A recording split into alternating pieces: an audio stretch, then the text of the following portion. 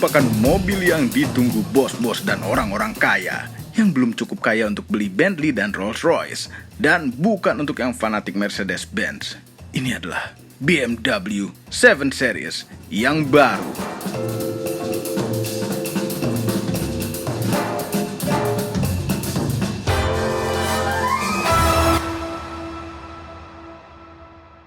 Halo YouTube, selamat datang di channel Motomobi.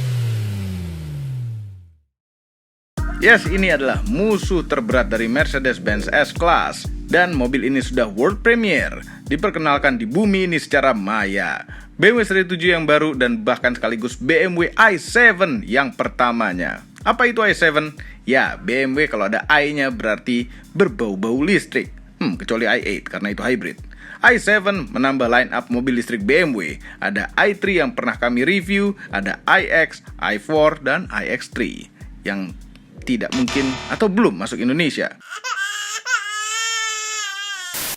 Dan ini i7 adalah versi termewahnya, suatu sedan yang seplatform dengan BMW seri 7 yang baru ini.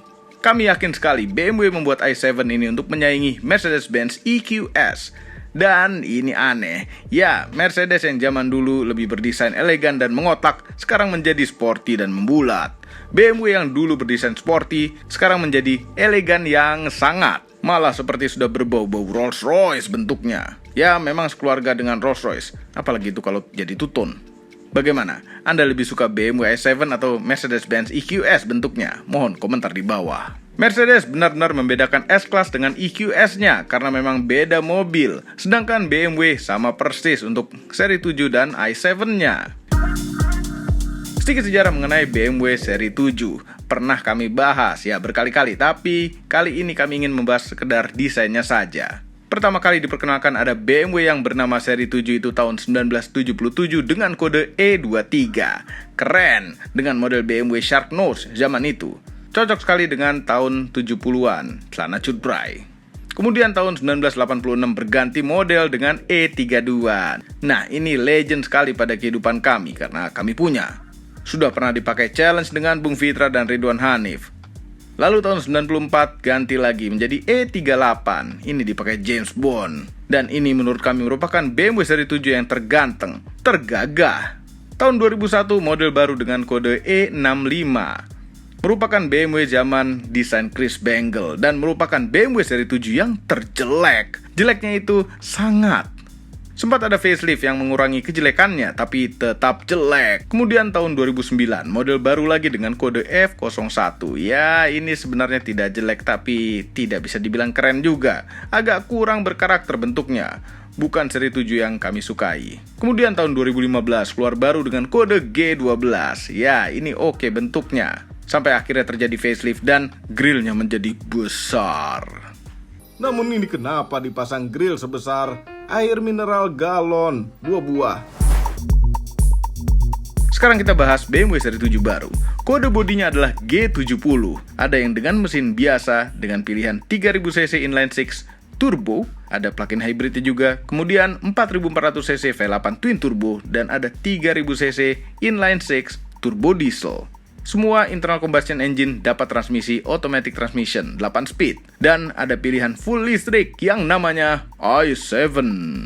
Dimensinya memanjang 123 mm menjadi 5391 mm ini seri 7. Dan hanya ada long wheelbase, tidak ada short wheelbase-nya lagi. Ya, semakin panjang, semakin repot untuk diparkirin. Semakin bikin sempit kota metropolitan. Tapi kami suka mobil yang besar. Kita bahas desainnya. Grill. Kidney grill BMW berubah lagi. Heran, setelah belajar ngelihat grill besar X7 dan seri 7 facelift generasi sebelum ini, belajar lagi ngelihat grill BMW M3 dan M4. Kemudian berubah lagi sekarang, bukan hanya grillnya tapi semoncongnya dengan seri 7 baru ini. Dan moncongnya ini menjadi standar desain baru untuk BMW yang kelas atas. Jadi BMW X7 nanti faceliftnya mendapatkan moncong yang seperti ini juga. Perubahan paling besar itu adalah pada lampunya. Sekarang lampunya berubah, berpisah menjadi 2 bagian. Atas untuk DRL-nya, ya seperti kristal-kristal ini. Dan bawah adalah headlamp-nya.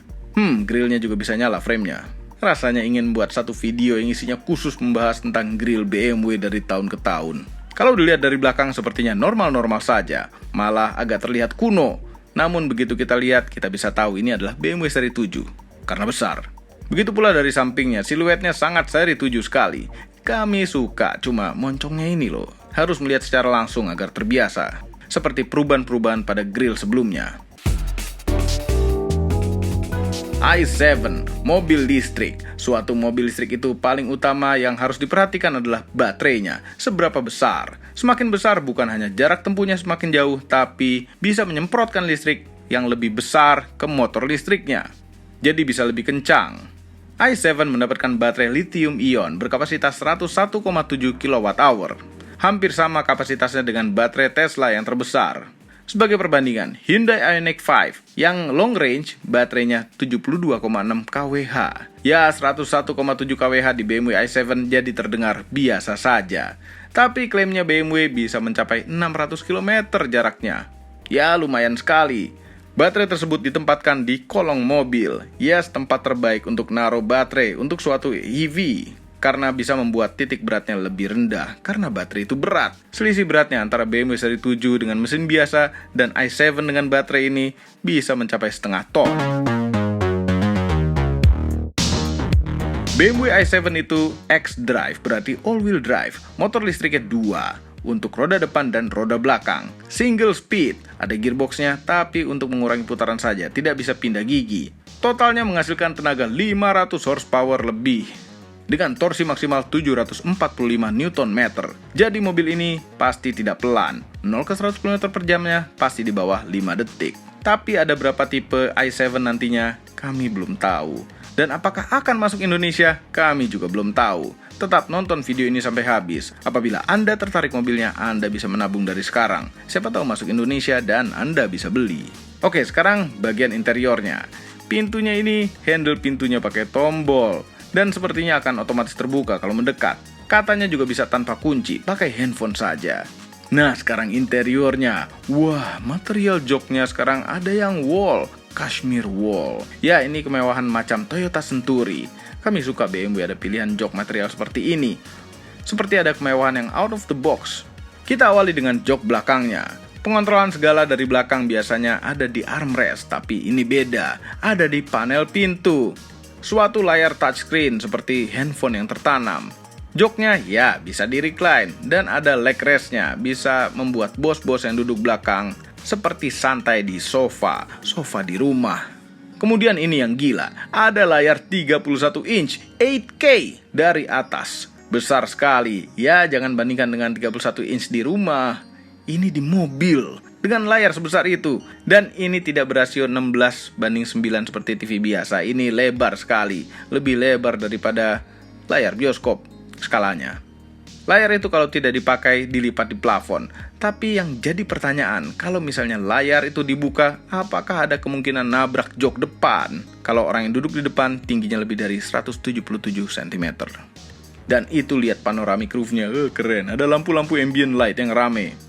Bicara soal ambient light, lihat ambient light di kabin depan. Ya, kita ke depan. Ini tidak seperti di Mercedes-Benz S-Class yang baru, yang ada layar pengontrol tengah yang besar macam di Tesla, yang membuat suatu kabin S-Class menjadi sangat rame tapi terkesan canggih. Kalau BMW seri 7 ini, ya normal BMW yang lebih simple. Tidak rusuh kebanyakan layar. Layar instrumen cluster dan layar tengah menyatu, melengkung. Ya, melengkung agar lebih driver oriented seperti biasa BMW. Memang layar seperti itu sudah ada di BMW i4 dan iX. Mengontrol layar tersebut bisa disentuh dan bisa dari putar-putaran khas BMW di bawah. Interiornya itu indah dengan ambient light, yang bukan hanya ambient light biasa tapi semacam kaca kristal yang menyala mengelilingi interior mobil. Ada yang hilang. Ventilasi AC-nya mana? Ventilasi AC itu ngumpet, dibuat tidak terlihat. Mengontrol arahnya dari suatu tombol yang agak ngumpet juga. Nyetir BMW flagship ini akan lebih santai karena memakai sistem adaptive cruise control yang lebih canggih. Bisa untuk pindah lajur. Kami tidak tahu apakah Indonesia akan kebagian i7 atau tidak, tapi kemungkinan besar pasti kebagian BMW seri 7 yang baru. Bagaimana? Pilih nabung untuk S-Class atau untuk seri 7 baru? Overall, mengenai BMW seri 7 dan i7 yang baru merupakan langkah gila lagi dalam segi desain oleh BMW. Kami tidak bisa menilai bagus atau jeleknya sebelum melihat langsung. Yang pasti akan membuat semua orang nengok kalau mobil ini lewat. Banyak yang suka kalau mobilnya ditengokin orang. Terserah mau bagus atau jelek. Semua ini adalah opini pribadi saya. Kami tim Motomobi tidak dibayar oleh siapapun dan apapun yang terlihat pada video ini. Jangan lupa tekan tombol jempol ke atas dan subscribe channel Motomobi, Omobi, dan Mesmobi apabila belum berikut dengan tombol loncengnya. Share video ini ke seluruh dunia melalui sosial media Anda dan jangan lupa follow sosial media kami yaitu Instagram. Terima kasih telah menonton.